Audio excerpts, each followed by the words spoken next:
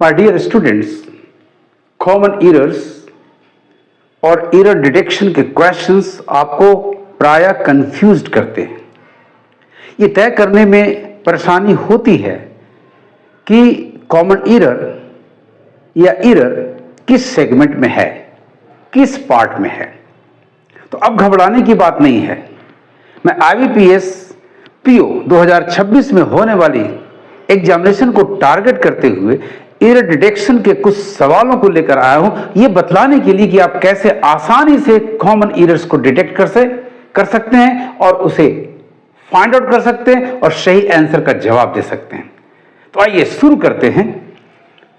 सबसे पहले तो दिए गए सवाल को, दिए गए सेंटेंस को आप बड़े ध्यान से, अटेंटिवली, एकदम आराम से पढ़ें।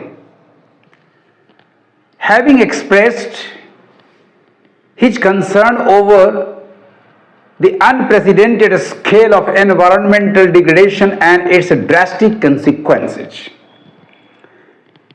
ये having expressed से शुरू हो रहा है फ्रेजल, एक फ्रेज शुरू हो रहा है जिसे हम पार्टिसिपल फ्रेज कहते हैं, जो कि एडवर्बियल होता है। और तब कॉमा के बाद मेन सेंटेंस, मेन एक्शन आता है। क्या है वो? The Vice President of India called upon all nations to collaborate and cooperate in an equally unparalleled manner to ensure sustainable development. 5 parts A, B, C, D and E दिए गए हैं और इनमें से कोई एक पार्ट को सिलेक्ट करना है जो कंटेन करता हो ग्रामेटिकल एरर को। पार्ट नंबर A है आपका एडवर्बियल फ्रेज का एक हिस्सा, having expressed his concern.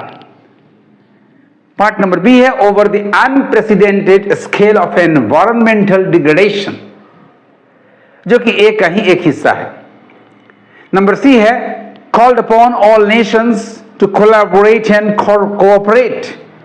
ये मेन सेंटेंस का एक पार्ट है जो सब्जेक्ट को छोड़कर आया है।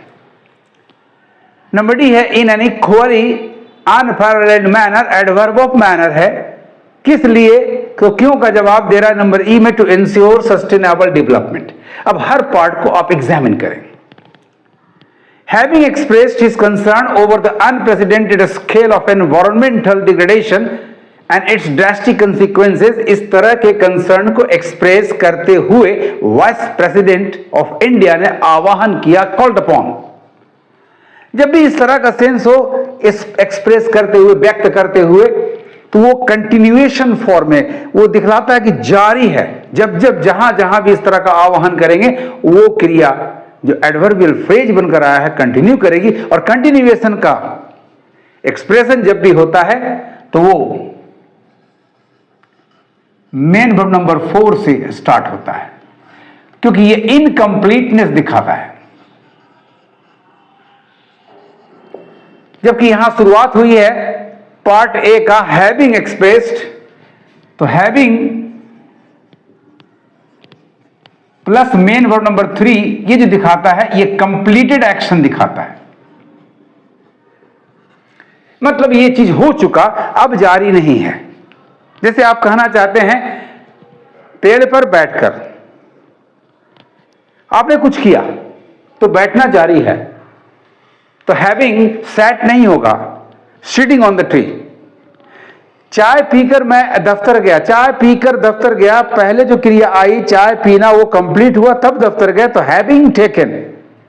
ये डिफरेंस है participle phrase present participle ING के फॉर्म से शुरू होने वाले और हैविंग के साथ पास्ट पार्टिसिपल मेन वर्ब 3 से शुरू। यहां कंसर्न को एक्सप्रेस करना जारी है, जारी रहेगा, जारी था। यानी आपका हैविंग एक्सप्रेस्ड वाला पार्ट रॉन्ग जा रहा है, यानी राइट आंसर आपका हो गया पार्ट नंबर A। मार्क कर लें। B over the unprecedented scale, concern over, ये करेक्ट है, यानी आपका बी पार्ट बिल्कुल सही है, hence it is eliminated.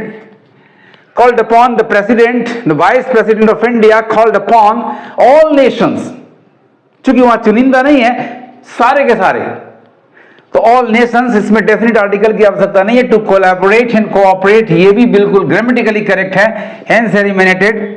Number D, in an equally unparalleled manner, बिल्कुल ठीक है, मैनर नाउन है, एडजेक्टिव है, अनपैरेलल्ड, इक्वली उसको मॉडिफाई करने के लिए एडवर्ब है, in an manner singular countable है तो एन भी करेक्ट है, जब भी एडवर्ब ऑफ मैनर होता तो इन प्लस एक्सप्रेशन आता है, यानी नंबर डी भी करेक्ट है, hence eliminated.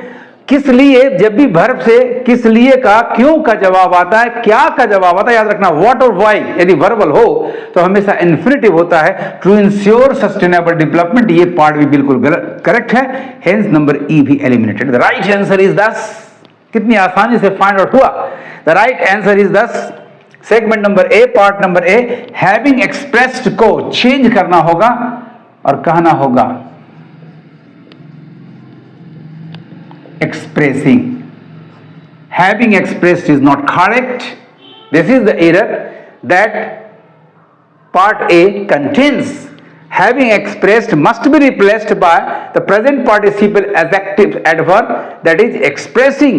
So correct sentence होगा after the correction, एक having expressed की जगह पर, यही आपका wrong जा रहा, स्टूडेंट्स मार्क कर ले, इसके जगह पर होगा expressing. Expressing is concerned over the unprecedented scale of environmental degradation and its drastic consequences. The Vice President of India called upon all nations to collaborate and cooperate in an equally unparalleled manner. इसलिए to ensure sustainable development. Now is the turn of question number 2. Government, यानी सारे सरकार की बात हो रही है तो किसी आर्टिकल की जरूरत नहीं, जनरल सेंस की बात हो रही है, याद रखें, हर बात को जज करते चलेंगे, आप उसे असर्टेन करेंगे, इवेल्युएट करेंगे। भाई गवर्नमेंट्स किसकी तरह, तुलना पैरेंथेटिकल है, बिल्कुल करेक्ट है, कॉमा कॉमा का प्रयोग। Like middle class households, need सरकार के लिए बहुवचन है गवर्नमेंट, तो उसके लिए मेन वर्ड नंबर 1 नीड बिल्कुल करेक्ट है, need regular infusions of cash, ये भी करेक्ट है, इन्फ्यूजन्स ऑफ कैश। किस लिए, फिर किस लिए का जवाब वर्ब से आया तो इन्फिनिटिव टू कैरी ऑन, ये भी करेक्ट है। इट्स वर्क, अब आइए यहां ध्यान देना इट्स पर, यहां सरकार जो सेंटेंस का सब्जेक्ट है, गवर्नमेंट से प्लूरल है, तो प्लूरल के लिए इट्स कैसे होगा, ये रॉन्ग है, करेक्ट पजेसिव, यानी ईरर ऑफ पजेसिव है my dear students, correct possessive plural के लिए इट्स नहीं बल्कि देयर होना चाहिए, ये करेक्ट होगा। चलिए आपने एरर ढूंढ लिया, अब ढूंढते हैं किस पार्ट में इट्स की चर्चा हुई है। तो नंबर ए है गवर्नमेंट से करेक्ट है, eliminated. Like middle class house holds, ये भी करेक्ट है, हेंस एलिमिनेटेड।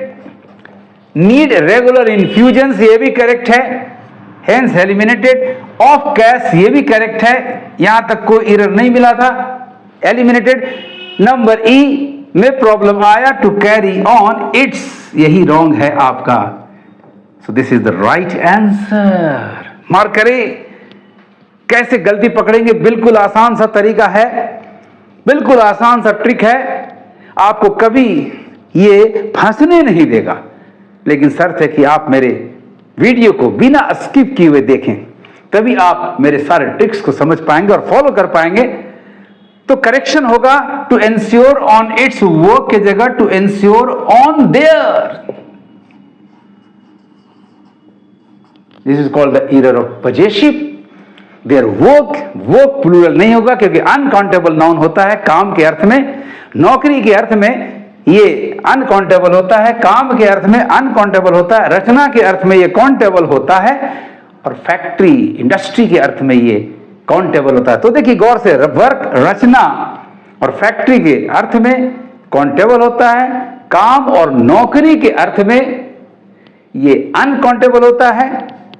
शेक्सपियर की रचनाओं तो works of Shakespeare, and there are 2 Maruti works in my town, कारखाने के अर्थ में ये काउंटेबल है, लेकिन I have work in the bank, नौकरी में मुझे काम है, I have got a work, sorry I have got work in the bank, मुझे बैंक में नौकरी मिल गई है, अनकाउंटेबल होगा, ये वर्क बिल्कुल करेक्ट है।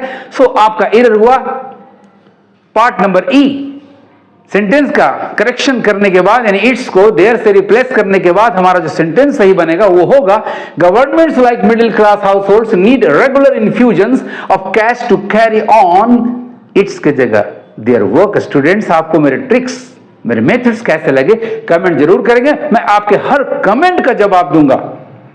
और यदि आपको 2026 में बैंक के जॉब में पीओ के रूप में सिलेक्शन पाना चाहते हैं तो इस वीडियो को हाइप, लाइक और शेयर करने से कतई इनकार नहीं करेंगे। Thank you for watching my video. पढ़ते रहिए और आगे बढ़ते रहिए।